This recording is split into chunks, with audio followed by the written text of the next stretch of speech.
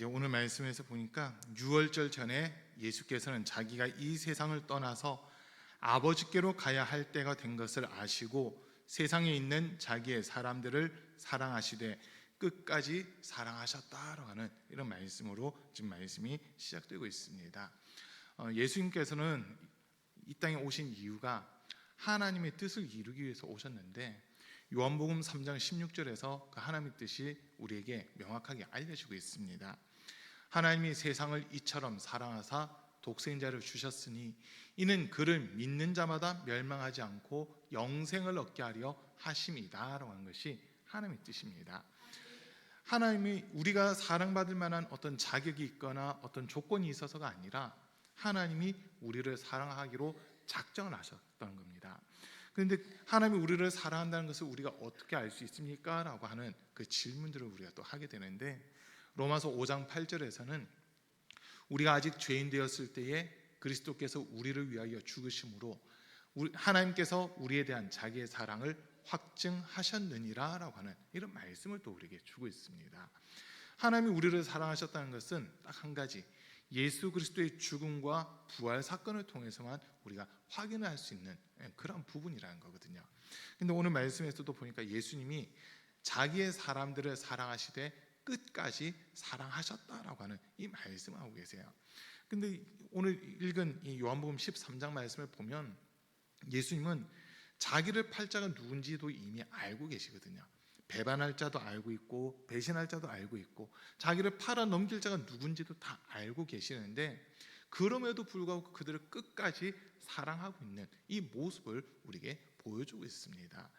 지금 이 요한복음 13장 전체를 놓고 보면 예수님께서 제자들의 발을 씻기시고 그 다음에 제자들에게 떡을 떼어주시는 그 장면까지 이렇게 연결이 되고 있는데 그 모습들을 놓고 보면 예수님이 잡히시기 전날 밤의 모습으로 이렇게 우리가 추론해 볼 수 있는 그런 장면들입니다. 자, 그런데 오늘 말씀에서 보니까 2절에 저녁을 먹을 때에 악마가 이미 시몬 가룟의 아들 유다의 마음속에 예수를 팔아 넘길 생각을 불어 넣었다라고 하는 이런 말씀이 또 기록되어 있습니다.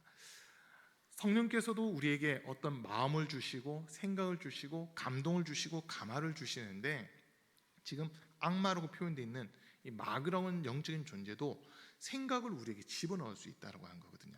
그래서 우리에게 필요한 것이 있다면 영들 분별함이 우리에게 필요한 겁니다. 이게 하나님으로부터 오는 건지 아니면 마귀로부터 오는 건지 아니면 성령으로부터 오는 건지 세상으로부터 오는 건지 이거를 구분을 할 수 있는 영적인 지혜와 분별력이 우리에게 있어야 된다고 하는 겁니다. 일반적으로 이렇게 볼 때 우리 성도들에게 이 성령의 지혜의 말씀, 지식의 말씀, 영들 분별함이라고 하는 것을 우리가 사실 계속 구해야 되는 그런 은사들인데 그 은사들을 우리가 받기 위해서 필요한 게 한 가지 있어요. 그게 뭐냐면 하나님의 말씀을 우리 속에 계속 채우는 거거든요. 말씀을 읽고 또 읽고 읽는 것뿐만 아니라 할 수 있으면 말씀을 외우고 암송을 하다 보면 그 말씀이 내 마음 중심에 딱 자리를 잡게 돼요. 그러면 말씀이 기준되면서부터 그때부터는 말씀에 의해서 분별이 되고 판단이 되는 그런 모습들이 있거든요. 그러나 내 속에 하나님의 말씀이 없을 때는 이게 분간이 안 되는 거예요. 분간이 안 되는 거예요. 이게 좋은 건지 이게 좋은 건지 이게 하나님 뜻인지 이게 하나님 뜻인지 전혀 분간하지 못하고 살아가는 그런 모습들이 있게 되거든요.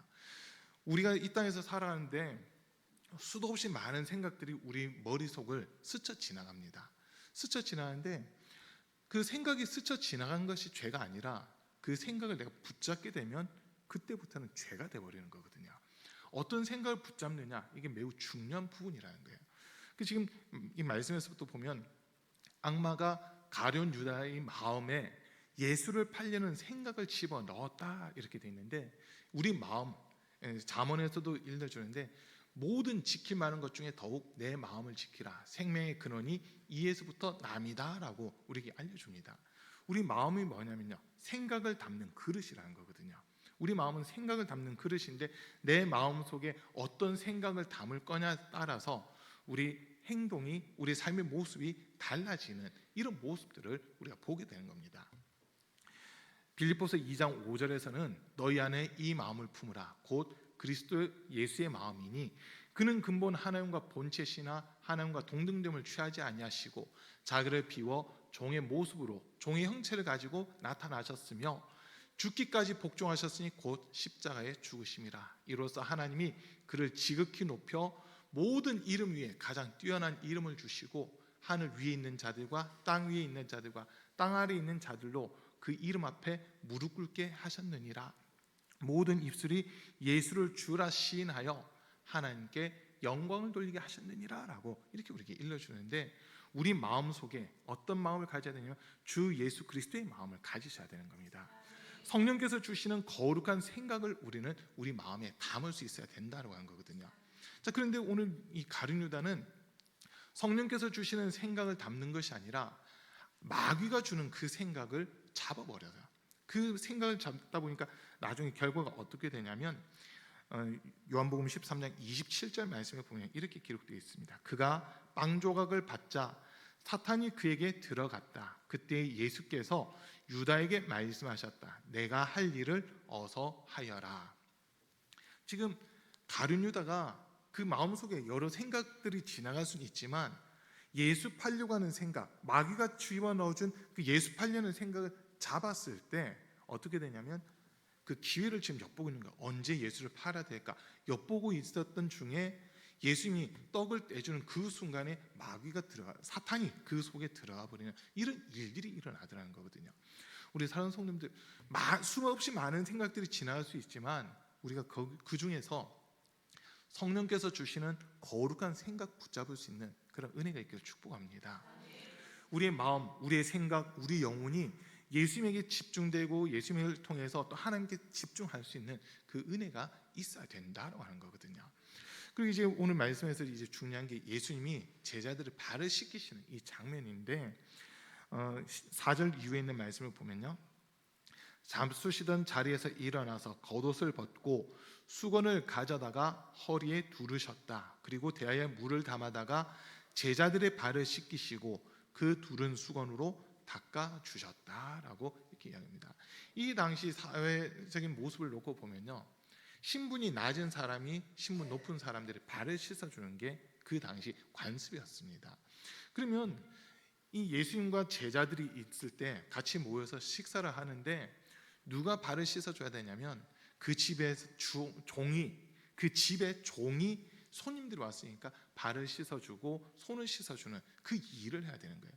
그런데 오늘 말씀에서는 이 집의 하인 종들은 그런 일을 전혀 하지 않고 있었고, 예수님과 제자들이 모여있는 이 자리라면 그럼 그들 중에서도 제일 어린 사람이면 요한이거든요. 요한이라는 제자가 제일 어린데 그 제자가 나서든지, 아니면은 제자들 중에서도 소위 서열이 있을 텐데 그 중에 자기 스스로가 예수님의 12 제자들 중에서는 내가 제일 밑에야 라고 생각되는 사람이 있다면 그 사람이 나서서 다른 사람들의 발을 씻어줘야 되는 거예요.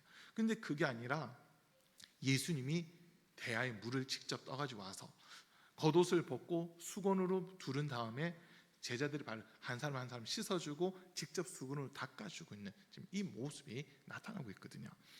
예수님께서 이렇게 제자들의 발을 씻기신다라고 한 것은 제자들도 생각할 수 없었던 그런 일이었습니다. 그런데 예수님이 몸소 제자들 앞에서 무릎을 꿇고 제자들의 발을 하나하나 닦아주시고 씻어주시는 이 모습을 보면서 제일 부담을 느꼈던 사람이 오늘 본문에 보면 베드로거든요. 6절 말씀에서 시몬 베드로의 차례가 되었다. 이때 베드로가 예수께 말하였다.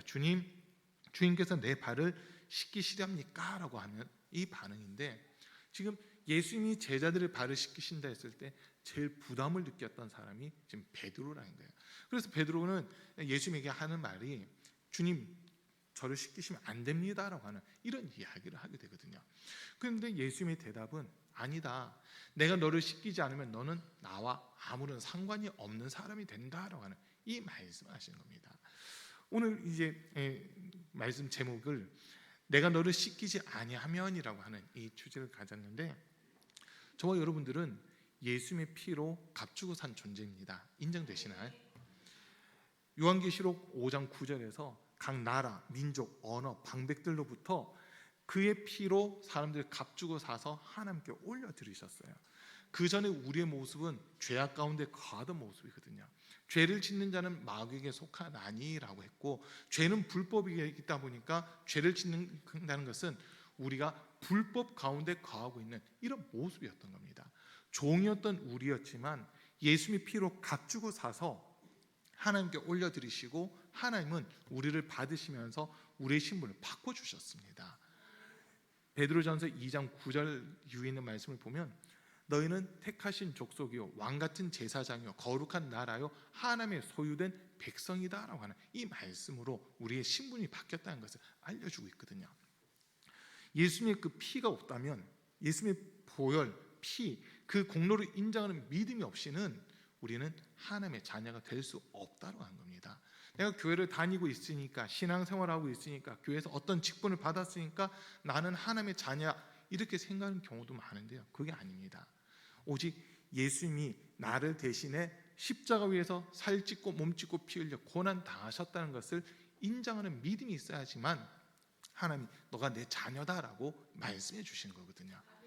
우리가 생각할 때는 나 교회 다니고 있는데, 나 어려서부터 교회 다녔는데, 교회에서 어떤 직분을 맡았는데, 내가 이렇게 충성하는데 라고 하면서 하고 있는 어떤 행위들 때문에 하나님의 자녀다라고 생각하는 경우가 상당히 많거든요. 그런데 진짜 하나님의 자녀는요, 믿음으로 말미암는 겁니다. 그래서 요한복음 1장 12절에서도 영접하는 자 곧 그 이름을 믿는 자들에게는 하나님의 자녀가 되는 권세를 주셨으니라고 이렇게 이야기하는 겁니다. 우리의 의로 하나님의 자녀가 된 것이 아니라 하나님의 은혜로 우리가 값없이 의롭다함을 얻고 또 하나님의 자녀가 되는 그 권세를 얻게 된 겁니다. 그래서 우리는 날마다 예수님의 그 보혈로 나를 덮어 주십시오, 그 피로 나를 씻어 주십시오라고 하는 이 기도를 빠지지 않고 해야 되는 거거든요. 예수님의 그 피, 우리가 성경을 쭉 읽어보면 구약에서는 짐승의 피가 계속 흐르고 있습니다.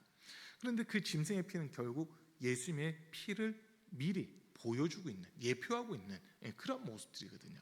그리고 신약에 와서는 이 예수님의 피로 말미암아 우리가 죄사함 받고 구원받고 하나님의 자녀가 되었다는 것을 계속 일러주고 있잖아요.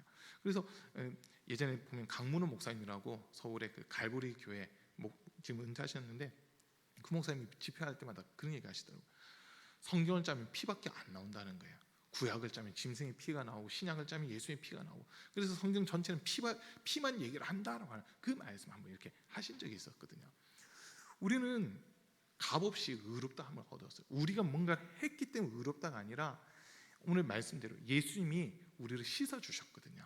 그 피로 우리를 씻어주시고 우리를 의롭다고 인정해 주셨기 때문에 우리가 하나님의 자녀가 되는 그 권세를 얻게 되었다고 한 겁니다. 자, 그리고 히브리서 11장 6절에서도 보면 믿음이 없이는 하나님을 기쁘시게 하지 못하나니 하나님께 나간 자는 반드시 그가 계신 것과 또한 그가 자기를 찾는 자들에게 상 주시는 이심을 믿어야 할지니라 라고 이렇게 말하고 있잖아요. 우리 주님이 우리를 위해 상을 차려놓고 계신다는 거예요.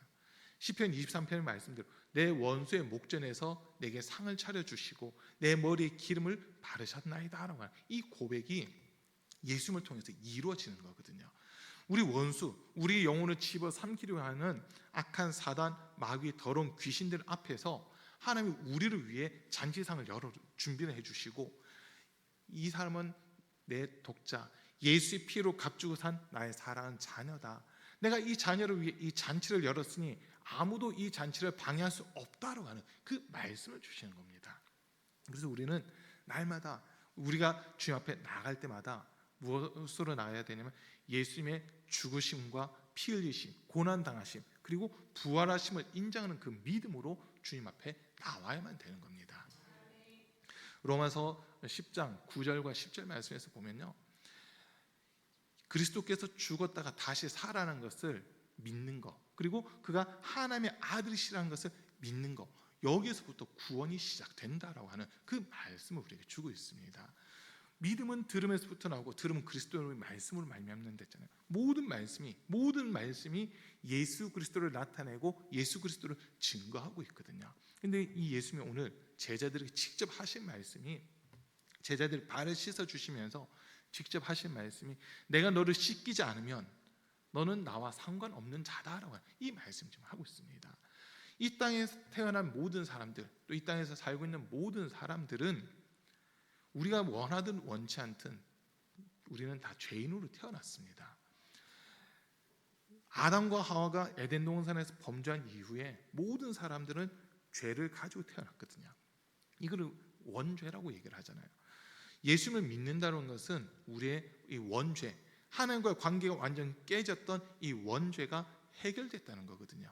원죄가 해결돼서 우리가 구원받을 수 있는 길이 열리고 하나님의 자녀가 되는 그 길이 열렸다고 하는 겁니다.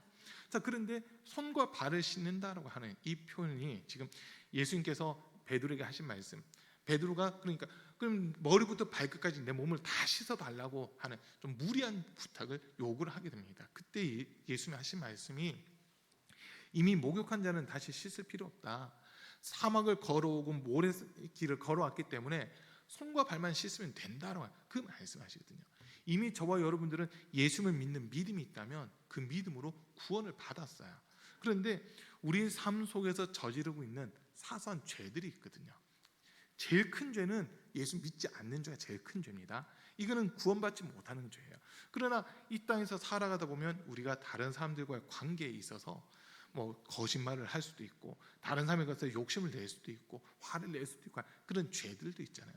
그 죄들은 흔히 우리가 자범죄라고 얘기하거든요. 예수를 믿고 난 이후에도 죄를 범할 수 있는데 그 죄에 대한 것을 회개하라는 그 의미가 여기 담겨져 있습니다. 이스라엘 백성들 가운데 이 유대인들을 보면 유대교를 보면 크게 종파가 4가지 종파로 나눠져 있어요. 여러분들 제일 많이 들어본 종파가 바리새파. 여기는 문자 그대로 성경을 읽고 그대로 받아들인다고 자기들은 이야기를 합니다. 그런데 그 사람들은 믿음보다는 행위를 강조하고 있거든요.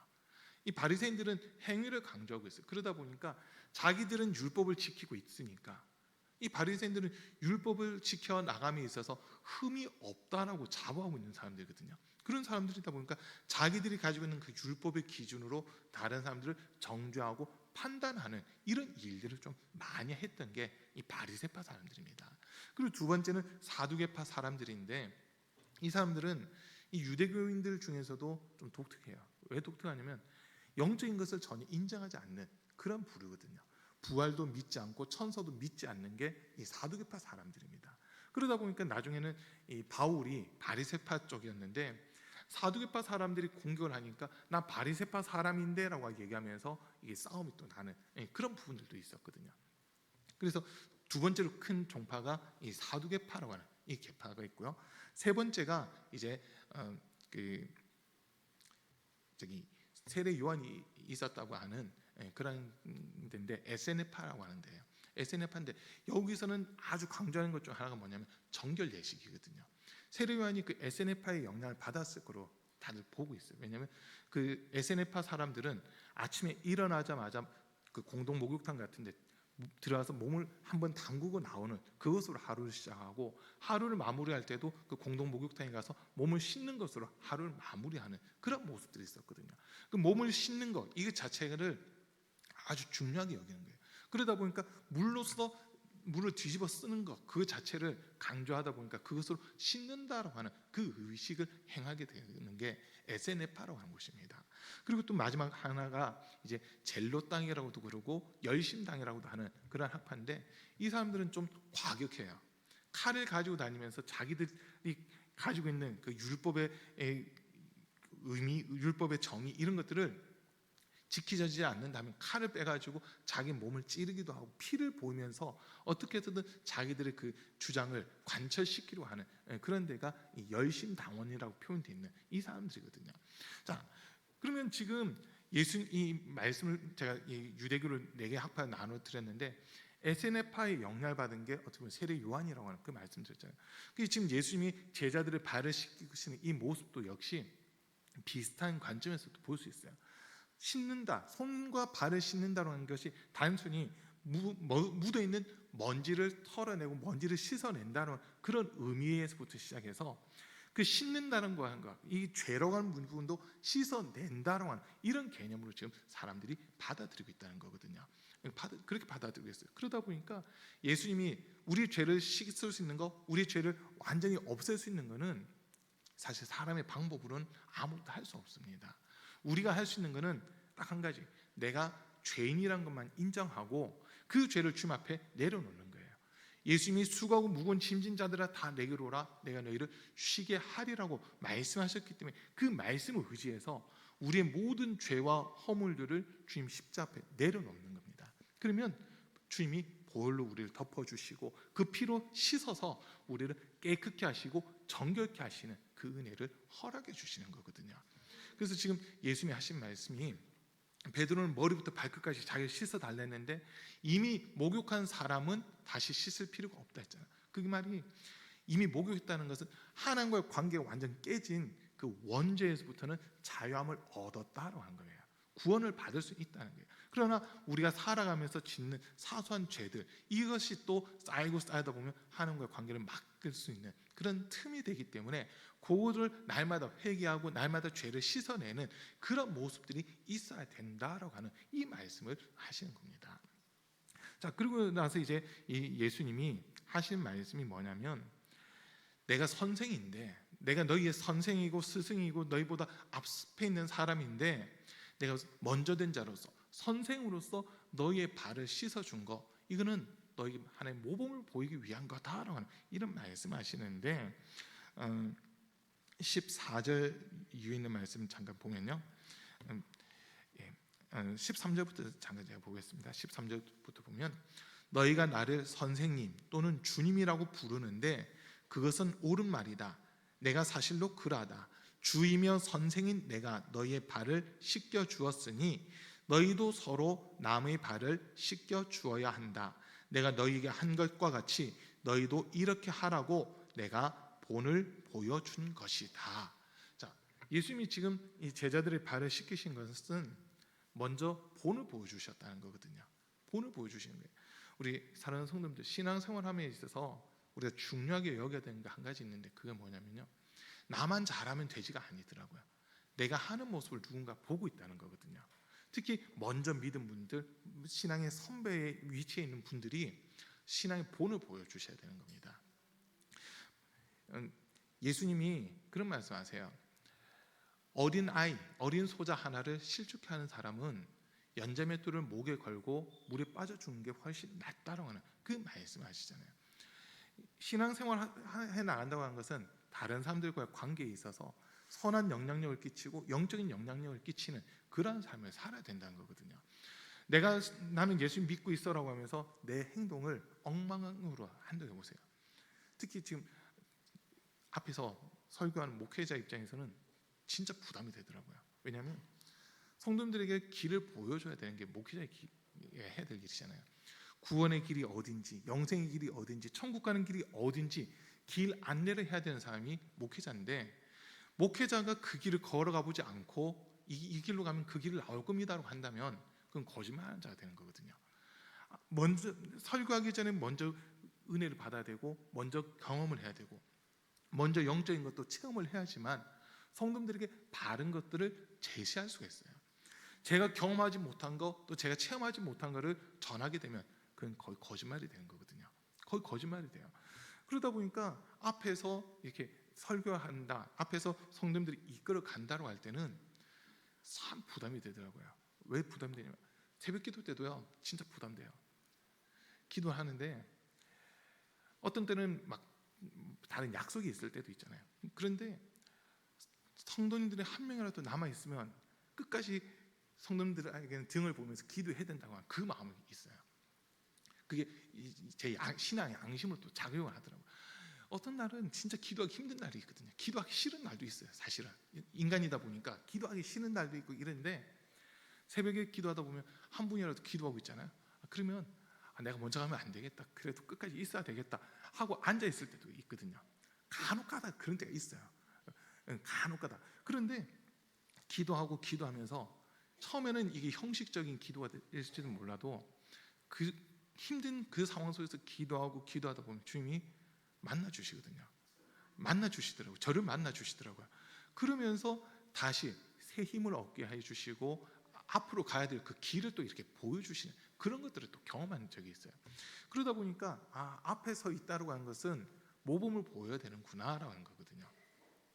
앞에 서 있는 목회자가 만약에 이 강단에서 막 엉뚱한 얘기들 한다고 보세요. 거짓말을 하고 막 막말을 한다고 해보세요.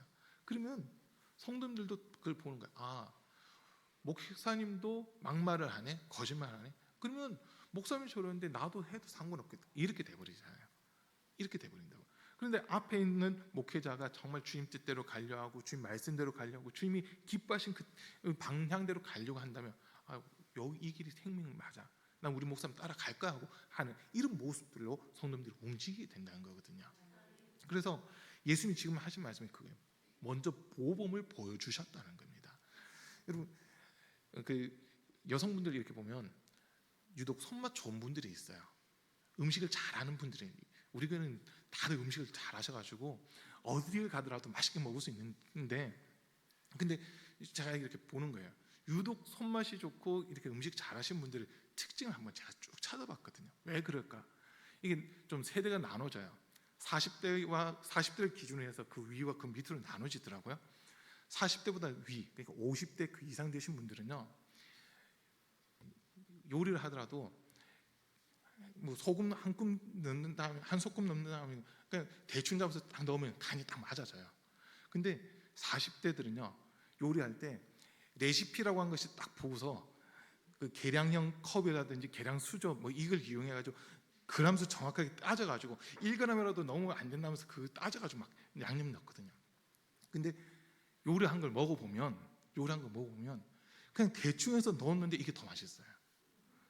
여러분 그렇지 않나요? 레시피대로 한다고 했는데 어떤 분들은 나 하라는 대로 다 했는데 왜 이 맛이 안 나지, 이런 분들이 있어요. 하라는 대로 했다고 자기는 그러는데 옆에서 보세요. 소금 넣어야 되는 데다 소금 안 넣고 딴 거 넣는 사람들. 예. 그리고 저기 뭐죠? 미원 같은 거, 뭐 최고의 조미료는 미원이라면서요. 예. 그런 걸 막 그거로 맛을 다 내는데, 어떤 분들은, 이 나이 드신 분들은 그런 조미료 안 넣는데도 맛이 나거든요. 그 차이가 있잖아요. 그 왜 그런 걸 봤어요. 보니까 나이 드신 분들은 어려서부터 그 어머니들이 하는 걸 옆에서 지켜보는 거예요. 뭐 가져와 하면 그냥 갖다 주는 것 같은데 옆에서 살짝 보면서 그대로 따라서 흉내를 내거든요. 그러다 보면 그게 자기 있게 돼버리는 거예요. 하다 보니까, 보면서 따라 하다 보니까, 어머니가 이건 이렇게 하는 거 안 가르쳐 줘도 김장할 때 보면 그 성님들 요리 실력이 다 드러나거든요. 어떤 분들은 진짜 이거는 이거 섞으면 돼 하고 말을 쭉 잘해주시는 분들 있어요. 왜 그런가 보니까 그걸 많이 해본 거죠. 일단은 많이 해봤는데 어려서부터 많이 한 게 아니라 본 거예요. 어머니가 하는 걸 보면서 그걸 그대로 답습하고 배우는 거죠. 그래서 제가 내린 결론은 뭐냐면, 어머니들이 요리 실력이 좋으면 그 딸들도 요리 실력이 거의 좋다는 거예요. 근데 어머니가 요리 실력이 좀 약하잖아요. 딸들도 요리 실력이 약해요. 본 게 없으니까. 비슷한 개념입니다. 내가 무엇을 보고 있느냐에 따라서 그대로 영향을 받게 된다는 거거든요. 우리 사랑하는 성도님들, 이왕 이 자리에 계신 우리 성도님들은 제가 보니까 신앙생활 그래도 대다수가 수십 년 일을 하셨잖아요. 그러면 누군가의 모범을 보여야 되는 거예요. 그 위치에 있다는 거거든요. 내가 하는 행동 하나, 내가 기도하는 거, 성경 읽는 거, 전도하는 거, 예배 드리는 거, 이거를 누군가가 보고 있다는 거예요. 누군가가 보고 있다는 거예요.